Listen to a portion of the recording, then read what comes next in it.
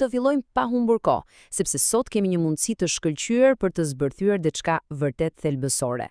Në këtë analizë do të zhytemi në një studim të thelluar të dashurisë biblike, pikërisht duke u mbështetur në materialin burimor, për të zbuluar atë lidhjen e pashkëputshme midis natyrës hyjnore dhe asaj që ne bëjmë realisht çdo ditë me veprimet tona. Të jemi të sinqert, është një koncept që kërkon zhveshjen e shumë keqkuptimeve moderne, ndaj le të shohim saktësisht se si teksti origjinale përcakton atë.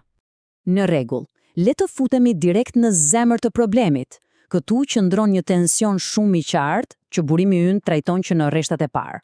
Në kohët moderne, jemi mësuar ta mendojmë dashurinë thjesht si një emocion, një ndjenjë kalimtare, ato fluturat në stomak që vinë e ikin. Por, dhe këtu është pika kyçe, teksti e konsideron këtë një keqkuptim total. Realiteti biblik, nga ana tjetër, e vizaton dashurinë si diçka krejt ndryshe, një veprim i qëllimshëm, një sakrificë reale dhe mbi të gjitha një gjendje qenie. Është një ndryshim monumental në mënyrën se si e konceptojmë botën. Kjo na çon natyrshëm tek pjesa e parë e këtij studimi, burimi hyjnor, ose thënë ndryshe, një realitet ontologjik. Për të kuptuar këtë kapërcim të madh nga thjesht një emocion tek një gjendje qenie, materiali burimor e nis nga maja, pra nga një nivel makro. Shqyrtohet vetë natyra hyjnore me një barazim të drejtë për drejtë. Perëndia është dashuri. Nuk thuhet se ai thjesht ndjen dashuri, apo se është një nga atributet e tij të shumta. Jo, raportimi thekson një barazim absolut. Dhe pikërisht ky varg funksionon si guri i themelit të gjithë argumentit teologjik që po analizojmë. Ajo që bie vërtet në sy këtu është se ky përkufizim e ndryshon plotësisht lojën. E dini, për të kuptuar dashurinë në këtë kontekst, duhet filluar nga origjina e saj. Përkufizimi biblik e vendos dashurinë si gjendjen thelbësore të qenies së Zotit. Praktikisht, thelbi i dashurisë zbret nga lart poshtë. Përcaktohet standardi absolut mbi të cilin do të matet çdo gjë tjetër. Gjë që na drejton te pika e dytë e këtij shpjegimi, shfaqja përmes sakrificës në sferën fizike. Pasi kemi këtë themel totalisht abstrakt dhe hyjnor, analiza e ula të poshtë, drejt të prekshmes, siç citohet nga burimi, sepse Perëndia aq shumë e deshi botën, sa dha birin e tij të vetëmlindur. Kjo tregon se nuk kemi të bëjmë thjesht me një ide shpirtërore, por me një koncept që kaloi në një manifestim historik të jashtëzakonshëm, dhe e bëri këtë përmes një akti konkret dhënjeje, duke lidhur pafundësinë hyjnore me realitetin tonë. Analiza e kësaj pjese krijon një kontrast tepër të fortë. Sipas tekstit burimor, natyra e dashurisë biblike është thelbësisht e orientuar drejt dhënies, dhe kjo përplaset drejt për drejt me atë instinktin njerëzor që zakonisht pyet çfarë përfitoj unë këtu. Dashuria hyjnore operon në drejtimin krejt të kundërt, duke shkuar madje deri në vetflijim për të mirën absolute të tjetrit. Nuk ka asnjë pritshmëri marrjeje, e cila natyrshëm hap rrugën për pjesën e tretë, veprimi mbi emocionin, dashuria si një zgjedhje e përditshme. Duke e ndjekur këtë fije logjike, zbresim direkt në nivelin mikro, tek ajo që bëjmë ne përdit.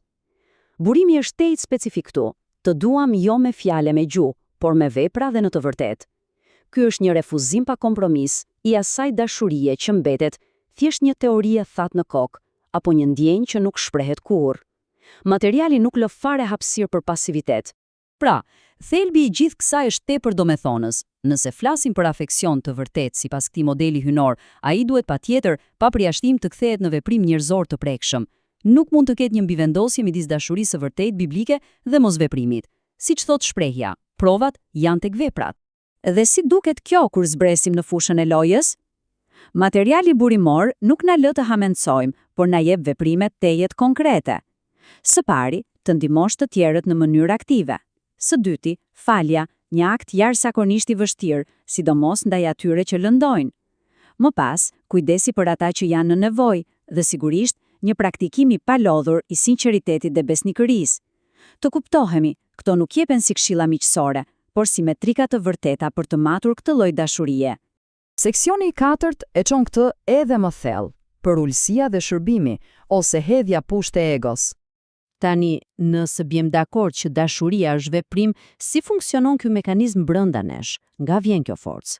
Burimi përgjigjet me këtë direktivë klasike, por jashtëzakonisht radikale: duaje të afërmin tënd si vetveten. Kjo ripërcakton totalisht se ku e përqendrojmë vëmendjen. Kërkon një angazhim aq të madh ndaj shërbimit, saqë praktikisht fshin vijat ndarëse të egoizmit tradicional, duke i barazuar nevojat e tjetrit me të tuat. E shihni sa bukur e ilustron kjo thelbin e gjithë kësaj analize? Është një përplasje e drejt për drejt mendësish. Një qasje e drejtuar nga egoja është vazhdimisht në kërkim. Po, mirë, çfarë mund të marr unë këtu? Nga krahu tjetër, mendësia e bazuar te shërbimi që buron nga koncepti biblik pyet pa u menduar dy herë: çfarë mund të jap unë? Është fjalë për fjalë një rrotullim 180 gradë në mënyrën se si mund t'i qasemi botës dhe marrëdhënieve tona.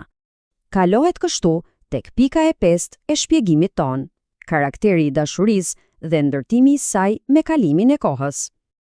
Kemi folur për burimin hyjnor, kemi folur për veprimin, dhe tani shohim se si e gjithë kjo transformohet në tipare të karakterit. Burimi thekson qartë: dashuria është e durueshme, plot mirësi, nuk kërkon të vetën, nuk zemërohet lehtë. Ky pasazh nuk ka nevojë për shumë hyrje, është ndoshta lista më gjithëpërfshirëse e parametrave se si duket ky fenomen kur operon ditë pas dite tek një person. Por këtu theksohet një ndarje thelbësore. Gjëja është se teksti nuk e konsideron këtë listë virtytesh si një dhuratë gjenetike me të cilën lindim rastësisht. Jo, të jesh i durueshëm, fales, qëndrestar dhe njëkohësisht ti thuash jo krenarisë, egoizmit dhe zemërimit është një punë e jashtëzakonshme. Është një karakter që kërkon kohë, energji dhe zgjedhje të përditshme, tepër të vetëdijshme. Dhe kështu mbërrim tek seksioni i fundit. Një thirrje për reflektim, duke sintetizuar të gjitha konceptet. Le t'i bashkojmë të gjitha këto pjesë të puzzle-it që trajtuam nga niveli makro tek ai mikro. Gjatë këtij udhëtimi teologjik dhe historik, burimet theksojnë se kjo dashuri vjen ekskluzivisht si burim nga Zoti, zbret në histori e zbulohet te Jezusi, kërkon vazhdimisht të shprehet vetëm përmes veprave reale nga ana jon, kthehet nga një zgjedhje në një tipar të hekur të karakteri dhe rrënjoset thellë në vullnetin për të sakrifikuar për tjetrin. Për ta përmbyllur këtë shpjegim me materialet burimore, teksti na lë me një pyetje vërtet provokuese. Nëse dashuria është ky kombinim mes qenies hyjnore, sakrificës dhe veprimit, si e përkthejmë ne këtë nga teoria hyjnore tek hapat që hedhim për ditë? Është një pyetje thellësisht praktike, një thirrje për të menduar se sa jemi të aftë të reflektojmë këtë standard në realitetin e përditshëm. Shpresojmë që ky studim ju ka dhënë një perspektivë të re dhe ushqim për mendjen. Gjithë të mirat deri herën tjetër.